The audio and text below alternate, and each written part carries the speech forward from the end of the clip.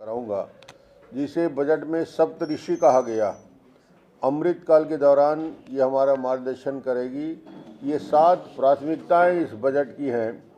समावेशी विकास, अंतिम व्यक्ति तक बजट की पहुंच, अधोसंरचना और विकास, अपनी क्षमता को विकसित करने के लिए स्किल अपग्रेडेशन की योजना, हरित विकास एग्रीकल्चर सेक्टर में, युवा शक्ति युवकों को प्रोत्साहन के लिए और वित्तीय क्षेत्र। अमृतकाल के इस बजट में कोई ऐसा पहलू नहीं है जो अछूता रहा हो। हर वर्ग के लिए ये बजट बेहतर कल लेकर आया है। सब वर्ग के लिए निराशाजनक बजट है। ना तो महंगाई पर कोई डीजल पेट्रोल के दाम कम हुए, न महंगाई पर कोई रणनीति है सरकार के पास, ना ही रोजगार देने को लेकर रोजगार किस तरह से जनरेट किया जाए उसके लेकर कोई स्ट्रैटेजी है। तो हर वर्ग इस बजट से निराश और युवाओं को चला गया, किसानों को चला गया, महिलाओं को चला गया, रसोई गैस की कीमतें कम हो गई। तो ओवरऑल जो बजट है वो निराशाजनक है और हर वर्ग अपने आप को ठगा महसूस करता है। ये दूरगामी भारत की अर्थव्यवस्था को खड़ा करने वाला बजट है। आज जहाँ एक ओर विश्व वैश्विक मंदी की तरफ आगे बढ़ रहा है, तो वहीं भारत आर्थिक रूप से सशक्त जो है वो खड़ा हो रहा है। छत्तीसगढ़ के लिए भी जब जो बजट है वो बहुत अच्छे बजट जो है हमारे लिए लेकर आया है। केंद्रीय बजट में छत्तीसगढ़ में जो नई संभावना है उसमें जो हमारे जो 24 ज़िले में जो 33 एकलव्य विद्यालय हैं, आवासीय विद्यालय, उसमें जो है वो नई भर्तियां होनी हैं। जो 4000 रिक्त पद हैं, जिसमें पूरे देश भर में 38,800 शिक्षकों की भर्तियां होनी हैं। दूसरा, मिलेट एक्सपोर्ट का भी फ़ायदा मिलेगा संरक्षित जनजातियों तक के, इसका जो है वो विकास दिखेगा छत्तीसगढ़ में। कुल मिलाकर यह जो बजट है वो बहुत ही देश के सर्वांगीण विकास का बजट है, देश के आर्थिक पहिए को तेज करने वाला बजट है और संवेदनशील बजट है। इसके लिए पुनः देश के प्रधानमंत्री जी और वित्त मंत्री जी को हम अभिनंदन करते हैं, आभार व्यक्त बताएंगे भैया। बहुत ही निराशाजनक बजट है। देश के इतिहास का मैं समझता हूँ सबसे खराब बजट पेश हुआ है। किसानों के लिए उसमें कुछ नहीं है, गरीबों के लिए कुछ नहीं है, मजदूरों के लिए कुछ नहीं है। सरकार बेरोजगारी दूर करने की दिशा में जो उन्होंने वायदा किया था उस दिशा में उन्होंने कुछ भी नहीं किया है। 2 करोड़ रोजगार देने का वादा किया था, पर कहीं पर भी ये नजर नहीं आ रहा है कि रोजगार की संभावनाएं बढ़ रही हैं। गरीबों की थाली में राशन लगातार महंगा होता जा रहा है, नौकरी के चांसेस घटते जा रहे हैं, निजीकरण बढ़ता जा रहा है। तो निश्चित रूप से ये बजट केवल अमीरों का बजट है, अडानी अंबानी को लाभ पहुंचाने वाला बजट है। जैसा कि मुझे पता चला है कि डाटा सस्ता किया गया है, तो डाटा अगर सस्ता होगा तो किसकी जेब में पैसा जाएगा? गरीबों की जेब से पैसा निकलेगा, अमीरों की जेब में पैसा जाएगा। तो जो चीज़ सस्ती करनी चाहिए, जो गरीबों की आम लोगों की जरूरत की चीज़ है वो सस्ती होना चाहिए।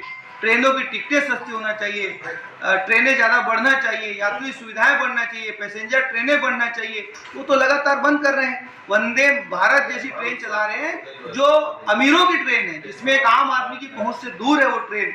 इस प्रकार जो किया गया। दूसरी बात कि राजनांदगांव जिले के लिए इस बजट में कहीं कुछ नहीं दिख रहा है। ये स्पष्ट लगता है कि लगातार राजनांदगांव की उपेक्षा की जा रही है। जब सेंट्रल में केंद्र में कांग्रेस सरकार थी तो लगातार राजनांदगांव के हितों के साथ एक लगातार विकास किया गया राजनांदगांव में। जिस दिन से केंद्र में चाहे वाजपेयी जी सरकार बनी चाहे मोदी जी सरकार बनी, जब वाजपेयी जी सरकार बनी तो बीएनसी मिल बंद हुई और आज जब मोदी जी सरकार बनी है तो राजनांदगांव के लिए कहीं कुछ भी पिछले 8 सालों में देखने के लिए नहीं मिला और सांसद की जो भूमिका है वो लगभग शून्य होती नजर आ रही है। मुख्यमंत्री जी ने जो आज बजट पेश किया है, केंद्रीय बजट पेश किया है, वो बहुत ही सराहनीय है।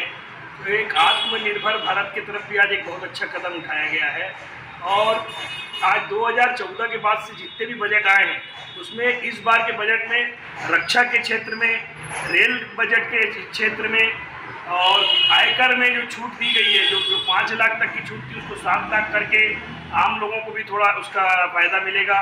और जो 2.5 लाख था उसको 3 लाख किया गया।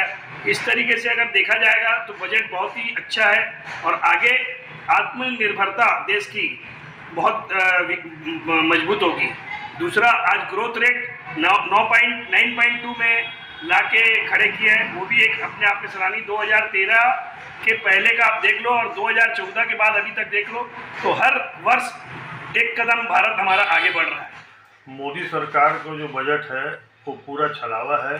जनता को धोखाधड़ी किया गया है। महिलाओं के लिए कोई कल्याणकारी योजनाएं और कुछ वो सुविधा की कोई बात ही नहीं की गई है, बल्कि उद्योगपतियों को लाभ पहुंचाने के लिए उनकी सब्सिडी को, उनका टैक्स को जो है टैक्स पे लाभ बोल के उनका टैक्स जो है उनको लाभ दिया गया है, उनका कम कर दिया गया है। ये देश बेचने की तैयारी का बजट है। चुनाव में आगे चुनाव है, चुनाव में छलावा दिखा के बचे हुए जो हमारे औद्योगिक क्षेत्र हैं, राष्ट्रीय हमारे जो पुराने समय से बने आ रहे चले आ रहे हैं, उन संसाधनों को बेचने की तैयारी की ये सुनियोजित षड्यंत्र और रणनीति है इनकी। बजट पूरी तरह विफल है, जनता के हित में नहीं। किसानों की आय 2022 में दोगुना करने का वादा किया था, आज 2023 लग गया है लेकिन इस पर कोई कार्य नहीं किया। ये वादा जो था वो झूठा साबित हुआ। युवाओं को 2 करोड़ हर साल रोजगार देने की बात हुई, आज 8 साल हो चुके हैं, 16 करोड़ रोजगार में से कुछ भी नहीं हुआ। ये भी वादा पूरा करने में असफल रहे।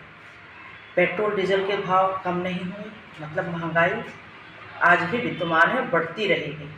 मनरेगा जो गरीबों के लिए है, बजट में कोई वृद्धि का प्रावधान नहीं। पिछली बार बजट को कम कर दिया, इस बार कुछ बढ़ाया भी नहीं। कुल मिला के किसान विरोधी, युवा विरोधी, गरीब विरोधी ये बजट साबित है। नरेंद्र मोदी जी की अगुवाई में, नेतृत्व में जो आज बजट पेश किया गया है वित्त मंत्री सीतारमण जी द्वारा, बहुत ही शानदार बजट है। एक मिडिल क्लास के लिए बहुत ही फ़ायदेमंद है और देश को एक आर्थिक प्रगति में ले जाने वाला बजट है।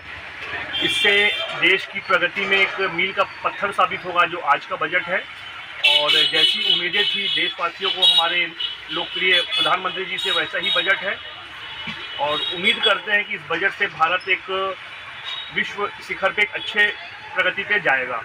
आपका नाम? कुणाल शर्मा, भारत इलेक्ट्रिकल्स, सचिव, राजनांदगांव इलेक्ट्रिकल एवं इलेक्ट्रॉनिक्स। ठीक।